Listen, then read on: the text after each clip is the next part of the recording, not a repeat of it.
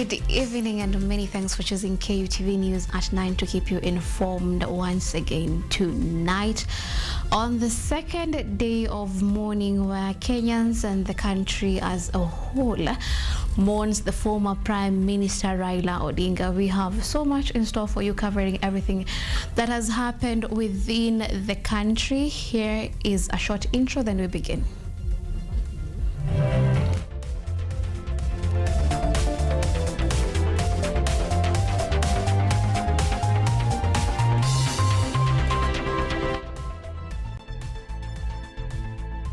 This is KUTV Primetime News with Yvonne Kemuma.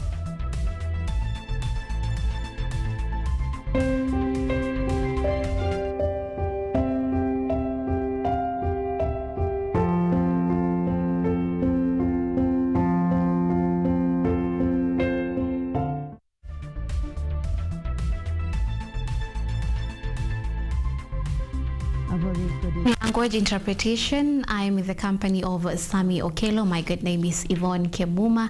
Engage with us on our socials at Kemuma_Monari, at KUTV_Kenya, and on YouTube we are streaming live on KUTV News Kenya. Let's begin. Now, Professor Kithure Kindiki, the chairperson of the National Burial Committee, has urged Kenyans to continue mourning the late former Prime Minister Raila Amolo Odinga in an orderly and peaceful manner as the mourning period continues. Addressing the nation during today's briefing on the burial arrangements, Professor Kindiki noted the presence of delegations from various countries who will be in the country to pay tribute to the late leader.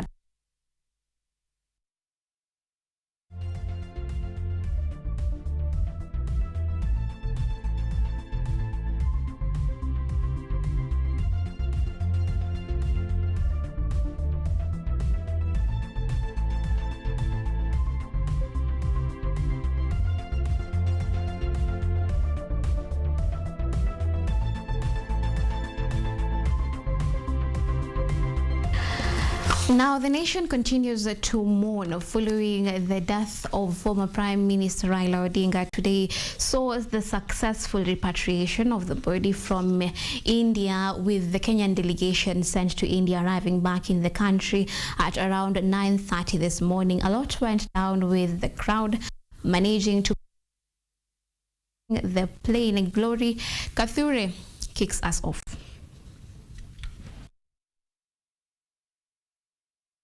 Continues to mourn the passing of the former Prime Minister Raila Amolo Odinga. Earlier today, the late leader's body was flown back from India, with the Kenyan delegation accompanying the remains arriving at Jomo Kenyatta International Airport shortly after 9:30 a.m. The emotional homecoming quickly turned chaotic as crowds of supporters broke through the security barriers to access the plane. Initially, the convoy was expected to make its way to Lee Funeral Home before proceeding to Parliament for public viewing. However, due to the overwhelming crowds and safety concerns, the plan was changed and the body was redirected to Kasarani Stadium. At Kasarani, thousands more had already gathered, waiting to pay their final respects to Raila Amolo Odinga.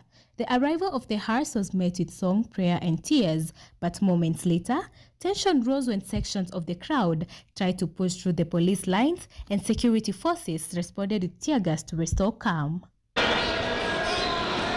President William Ruto and several top leaders joined the mourners at the stadium, paying tribute to Raila Odinga's lifelong dedication to justice, democracy and unity. President William Ruto and several top leaders joined the mourners at the stadium, paying tribute to Raila Odinga's lifelong dedication to justice, democracy and unity.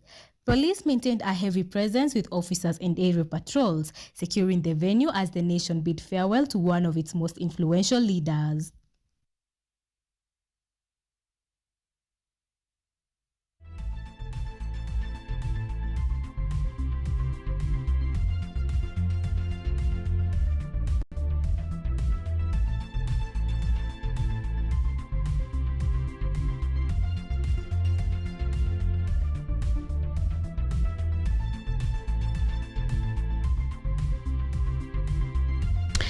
Now we'll continue. Now, Kenyans have been urged to view the body of former Prime Minister and ODM leader Raila Amolo Odinga. The body was brought to the Kasarani National Stadium, though it was initially expected to be taken to Parliament. So much unfolded at Kasarani Stadium. Reja Bajuma has the details. It was a day that Kenyans, supporters and admirers of the late former Prime Minister Raila Amolo Odinga longed to receive his body upon arrival from India at the Jomo Kenyatta International Airport. However, it was later announced that the body will be taken to the Kasarani National Stadium instead.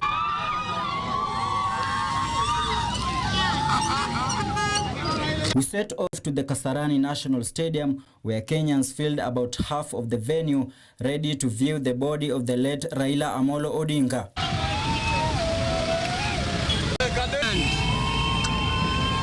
At around 3 p.m., the body of the late Raila Amolo Odinga arrived at Kasarani National Stadium, accompanied by top government officials, including the Cabinet Secretary for Transport and Security, Kipchumba Murkomen.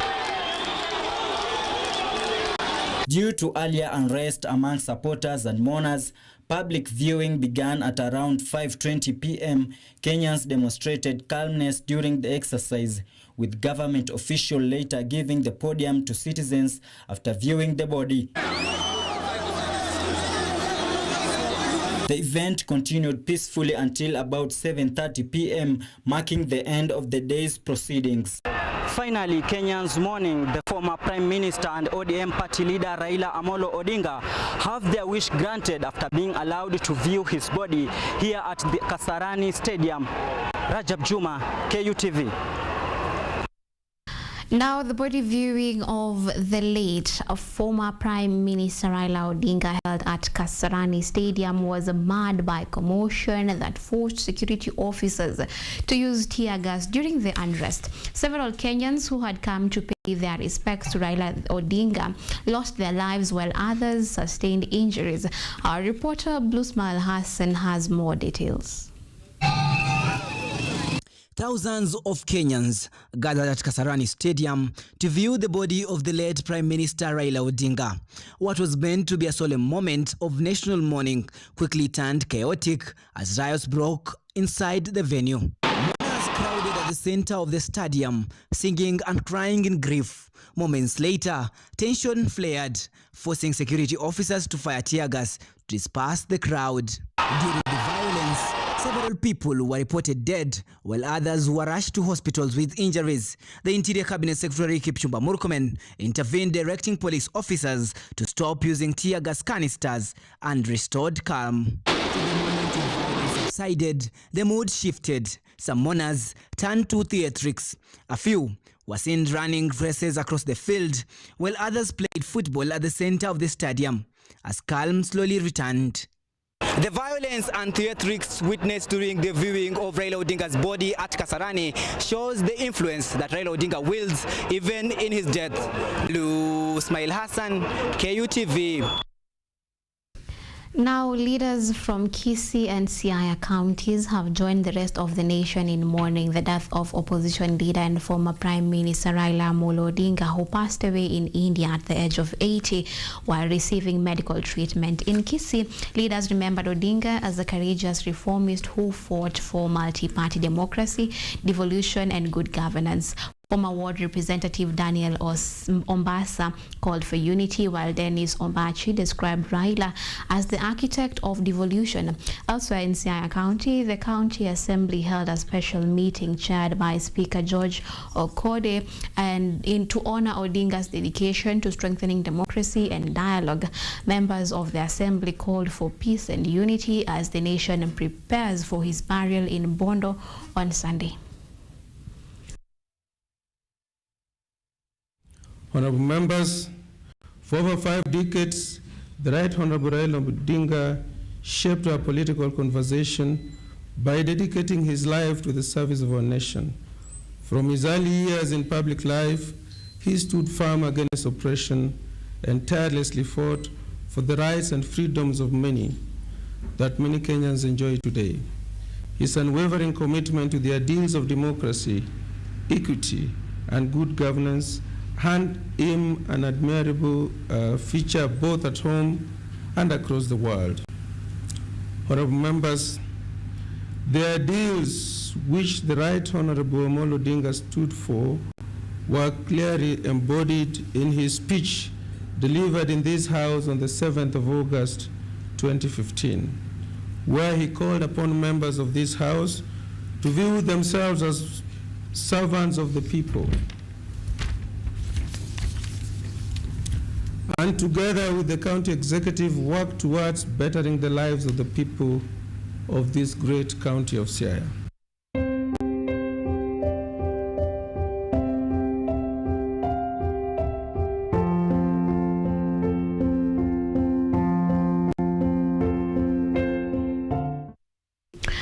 All right, let's take a short commercial break and then we'll be back with more reports. See you on the other side.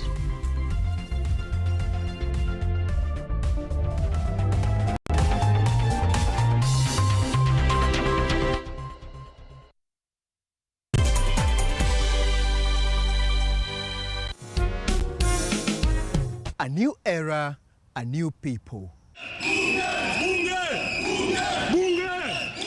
This is the Law Matters Show.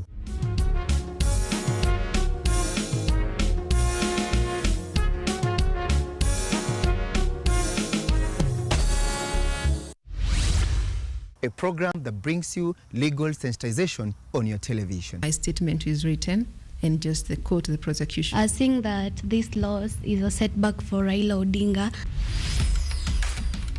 What policy recommendations were fronted by the candidate? With diversity, we demystify important legal issues locally, regionally, and internationally. What Tanzanians. Join me, Elvin Onsongo, as I bring you more insights on law matters. We are looking at social issues.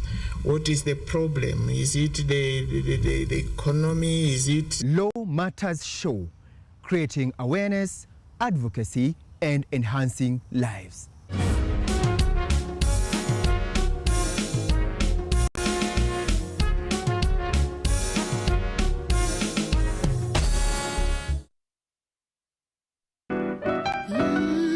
Miti miti, panda panda, our planet's future is in our hands.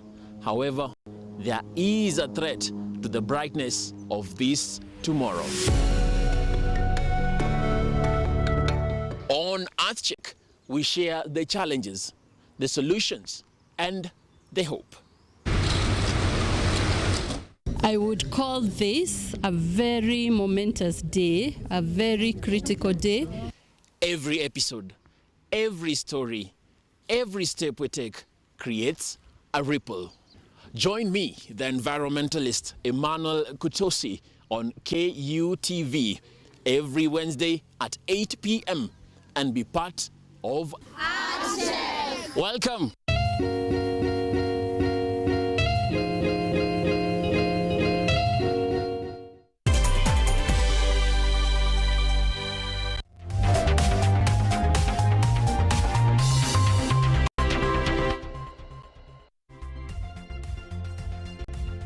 You are watching KUTV Primetime News with Yvonne Kemuma.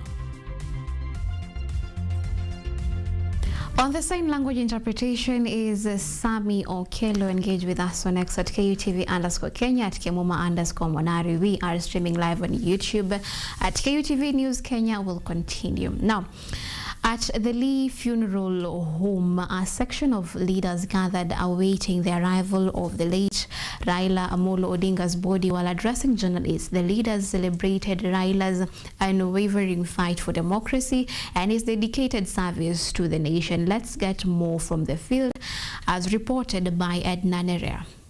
Various leaders arrived at Lee Funeral Home to offer their condolences, where Nairobi County Woman Representative Esther Passaris remembered Raila Amolo Odinga as a true hero. She said Raila stood firmly for justice, democracy and equality for all Kenyans, embodying integrity and love for the nation until his final moments. Let's celebrate Baba. Dedicate 2025 Mashujaa Day to none other than Raila Amolo Odinga and all our heroes and heroines, but let him be the face of this year's celebration. And the state funeral, I mean, Raila deserved nothing less than that. You know, that's what we have to do to honor him. And you know what? Look, this was his moment to go. God works in mysterious ways. Baba got the state funeral. I mean, he would have got it, I think, even if we were not in broad-based, because that's what, you know, I think any decent government would do. But ODM Communications Director Philip Etale expressed deep sorrow following the death of Raila Amolo Odinga. He described him as a brave and visionary leader dedicated to justice, democracy, and the well-being of every Kenyan until the very. Former Nairobi Governor Mike Sonko expressed shock over the passing of Raila Odinga. He condemned Raila's vital role in fostering Kenya's progress and national unity. Sonko conveyed heartfelt condolences to Raila's family and the entire country during the difficult time. Politicize hii mazishi ya baba. Tupatie baba heshima yake. Nimeona kama nimepost kitu asubuhi, mtu mwingine anasema baba alikuimpeach, baba. That was politics of that time.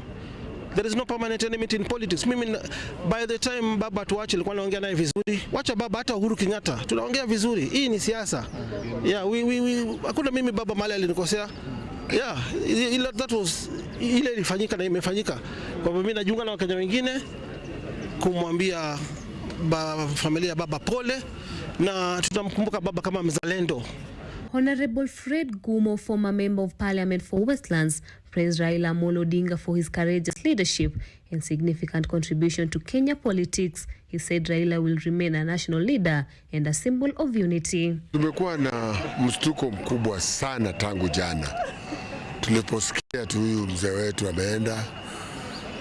Nchi yote ilistuka, kwa maana yeye ni mzee ambaye anajulikana kwa kupigania wanyonge, na amepigania nchi hii maisha yake yote. Tangu atoke university hajafanya kazi ya mshahara. Alikuwa mtu wa kupigania wananchi tu, na najua kazi ya wananchi. Leaders have remembered Raila Amolo Odinga as a pillar of hope and national unity, pledging to continue his vision of justice, democracy and equality for every Kenyan. Edna Nerea, KUTV, Nairobi. Now, the Kenya Ports Authority has announced that operations at the Jomo Kenyatta International Airport have now returned to normal after a temporary suspension earlier today. The airport was closed for 2 hours from 4:26 p.m. to 6:26 p.m. to allow a special security inspection to be carried out. According to officials, the precautionary measure followed the overwhelming turnout of mourners who flocked to the airport to receive the body of former Prime Minister Raila Amolo Odinga. Security authorities were forced to act after sections of the crowd breached airport barriers and violated safety procedures, causing major disruptions to normal operations on the ground. KAA confirmed the flight operations have since resumed and security has been reinforced to ensure order as the nation continues to mourn the late leader.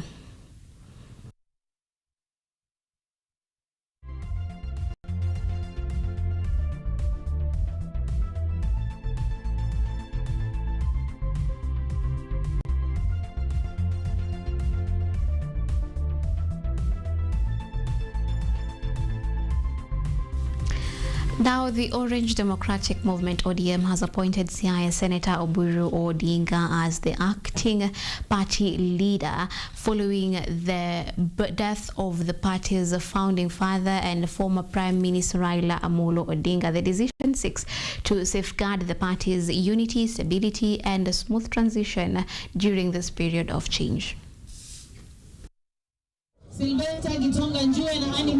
Siaya Senator Oburu Odinga has been appointed acting party leader of the Orange Democratic Movement in accordance with the ODM constitution. This is following the death of its founding leader and former Prime Minister Raila Amolo Odinga. The decision was announced on Thursday by the party's National Executive Committee, NEC, at Chungwa House in Nairobi.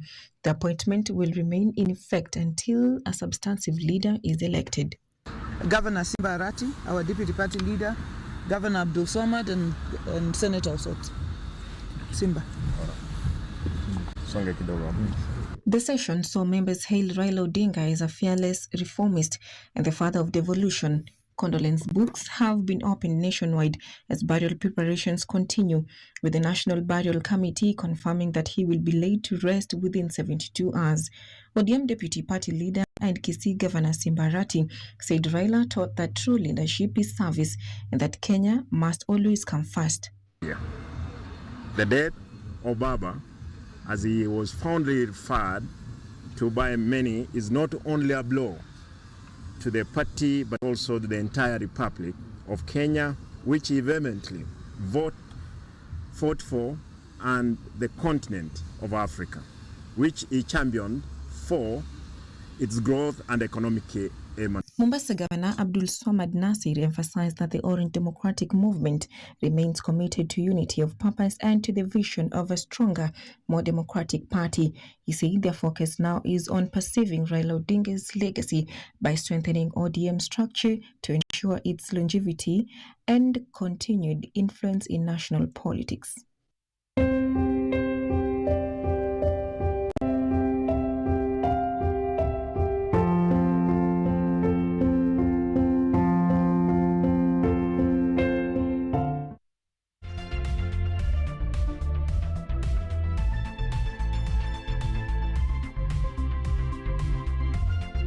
Now, we'll take a brief breather from those stories and then come back to Kenyatta University in matters education, where Kenyatta University continues to strengthen its role in promoting innovation through a 3-day workshop where students, innovators, and entrepreneurs gather to learn skills in creativity, entrepreneurship, and leadership.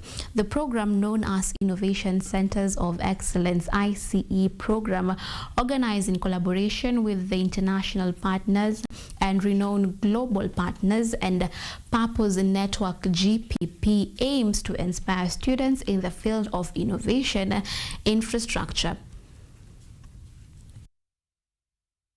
I am a wealth innovation strategist, and I help people, simply put, understand how to go from creativity to cash flow.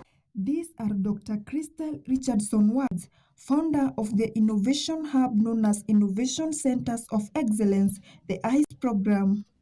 Is it something that's going to really shift and change? She explains that the idea was born from a desire to nurture inventors and leaders with vision to transform their communities. It started with me first thinking about my own children when they were younger, just pouring into them about the fact that they could be anything they wanted to be. And so I then began to see that there was a gap in the world. And so to fulfill that gap and have where I provided a solution to have where we created this program that is now in a number of institutions across the world. Through this program, students receive expert training and access to international opportunities that help turn their ideas into sustainable projects. Everybody has creativity and innovation inside of them. It's just a matter of how they tap into it and then go on to have impact in the world. And so one of the tools that we use for that is what's called Element 10. And I truly believe that every single person should have at least 10 substantial and sustainable streams of income, what I call future CEOs. The program also benefits from strong collaboration. Representatives from the international organization and network global partners and Purpose Network stated that their partnership with ICE is driven by shared goals. We share common goals, we share common aspects when it comes to innovation. We decided to partner with ICE to bring in experts from a global perspective to come and mentor our students and encouraging the students to venture to learn how to package their ideas and their innovations in a better and more global way. They noted that the workshop has enhanced creativity, self-confidence, and the ability to solve problems. I see a greater number as we partner with ICE. I see us change the mindset of many and begin to create a larger scope, a widened scope of producers, of creators, and therefore more opportunities for employment. In addition, the workshop also included a graduation ceremony for this year's cohort, students who completed the innovation training through this program. Our first graduation certificate goes to Jared. According to them, the program has changed their perspective on leadership and entrepreneurship, and they are now contributing positively to their communities. It has shaped my career by building my communication, leadership qualities. It has pushed me out of my comfort zone. Currently, I have 3 businesses. I have been able to reinvent my thought about wealth, and right now I find ways of creating long-term wealth solutions. It has enabled me to actually think outside employment as well. Has helped me to be able to interact not only locally but globally. I've learned 5 ways on how I'll monetize my degree, or even educate other people based on what I learned. Students also had the opportunity to showcase their innovation, with the best being awarded for demonstrating effective problem solving across various fields. The founder and her partners expressed great optimism about the future of innovation in Africa and their hopes to expand this program further. The program, first of all, is free. It's a free program that the center is offering together with our partners, and they can apply through our webpage, Global Tourism Resilience and Crisis Management Center, and we hope to achieve a higher intake that will actually graduate 100%. For young people aspiring to become inventors, the message was clear. Just get started, just do it. Take that first step. You need to take that leap of faith. You have to believe in yourself, because if you don't, nobody else will. Through this partnership, Kenyatta University continues to strengthen its role in driving innovation and global collaboration, giving students platform to turn their ideas into impactful ventures in the society. Rose Kaguku, KUTV, reporting from Kenyatta University. Thank you, Rose Kaguku, for that particular report. Now, we will take a second commercial break, and then on the other end, we'll be back with the sports news.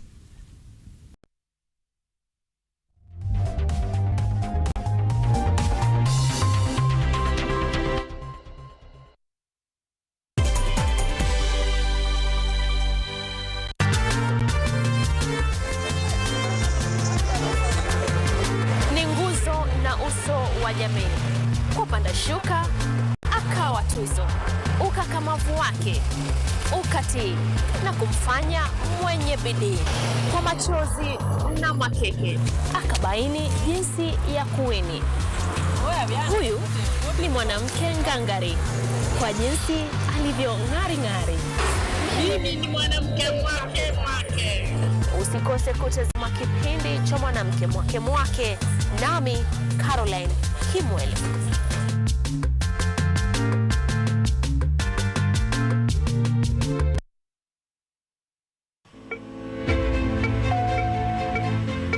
Imagine a world where you are empowered to take charge of your health, where you are well informed about the latest advancements in healthcare and understand the policies that impact your well-being.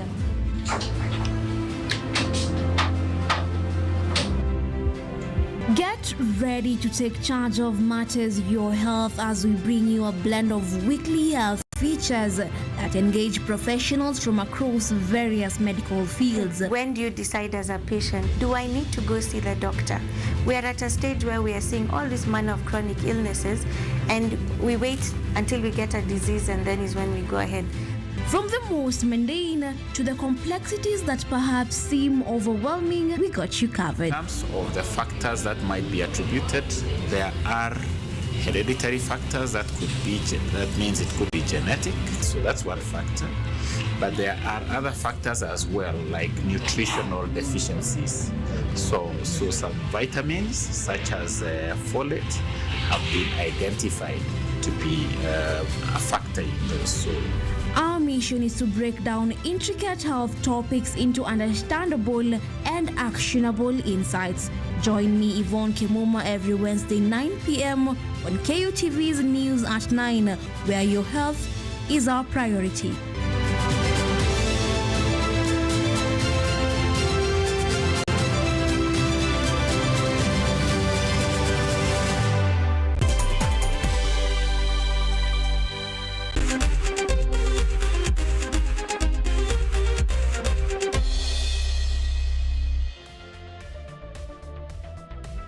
Now, Athletics Kenya has joined Kenyans to mourn the death of former Prime Minister Raila Odinga, recognizing him as a renowned leader whose passion for sports helped turn Kenya into a athletic powerhouse.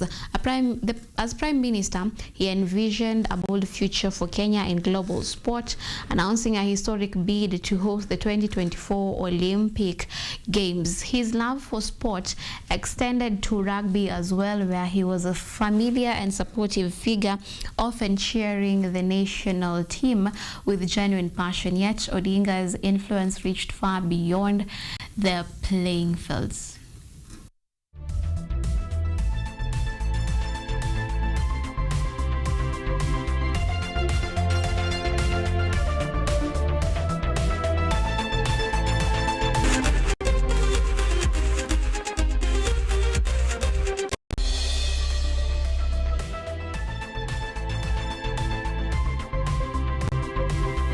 Now 33 minutes past the top of the hour, and it is here we will call it a wrap. Many thanks for choosing KUTV News at 9. On the sign language interpretation was Samuel Kilo. My good name is Yvonne Kemuma. Until next time, same place. Have a good night.